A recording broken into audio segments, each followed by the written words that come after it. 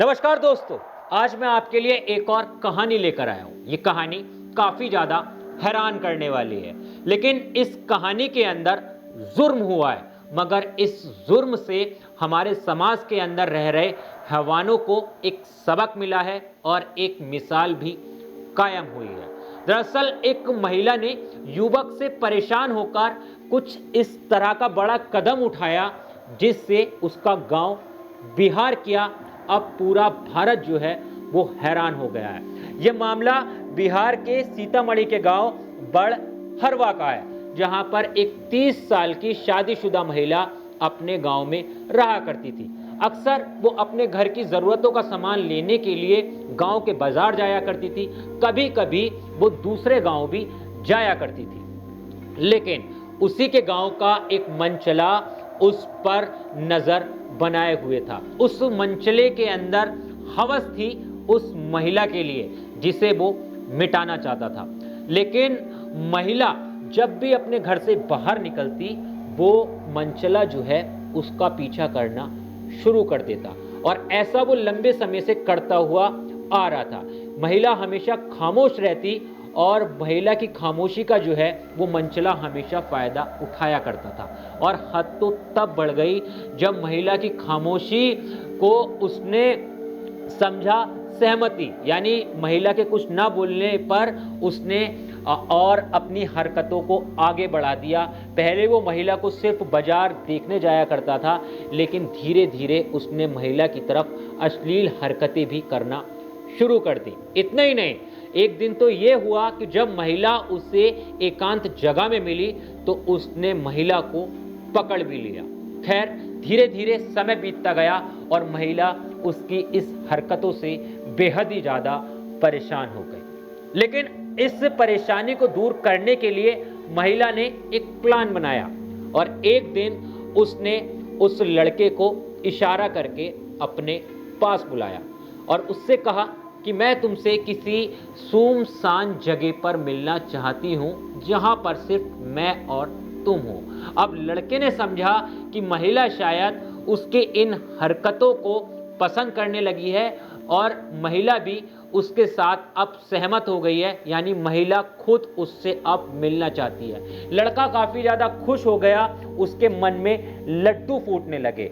और जिस जगह पर महिला ने उस लड़के को बुलाया था, ठीक उसी समय और उसी जगह पर वो लड़का जो है महिला के पास एकांत इलाके में मिलने पहुंच जाता है। महिला जो है उसे अपनी बातों में फंसाती है, यहाँ तक कि उसके सारे कपड़े भी उतरवा देती है। कपड़े उतरवाने के बाद महिला उसे इशारा करके अपने पास बुलाती है।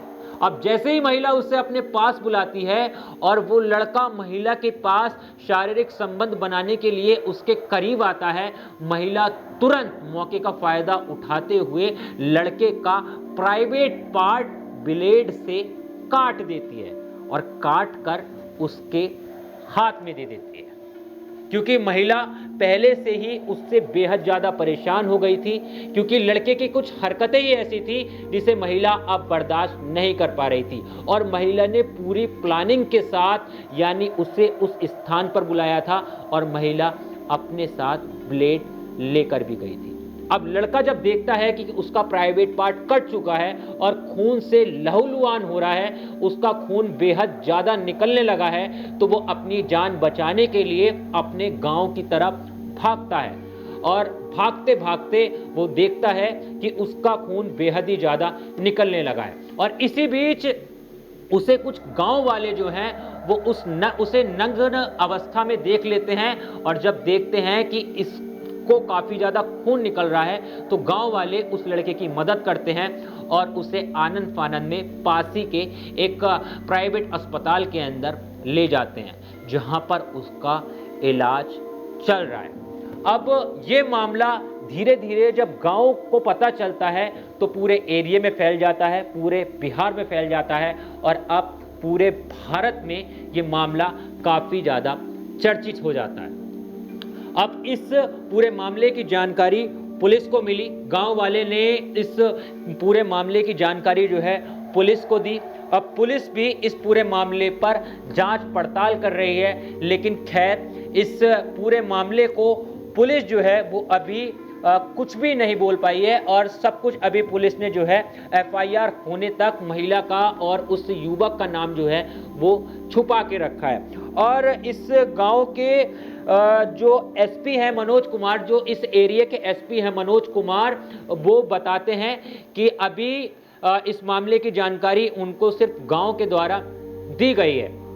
अब जल्द ही जांच होगी, पड़ताल होगी और इसका पूरा खुलासा जो है वो किया जाएगा। लेकिन महिला ने जिस तरीके का काम किया है वो एक अब हैवानों के लिए सबक बन गया है। आगे से अगर कोई भी युवक इस तरह की हैवानियत करने की कोशिश करेगा और महिलाओं पर गलत नज़र रखेगा तो वो ये ना भूले कि महिला दुर्गा बनने में ज़्यादा देर नहीं लगाती है। लेकिन महिला के ऊपर भी अब क्रिमिनल चार्जेस जो हैं इस पूरे केस में लग सकते हैं, क्योंकि महिला ने कहीं ना कहीं जुर्म तो किया ही है और उस लड़के की हालत जो है वो अभी नाजुक बनी हुई है।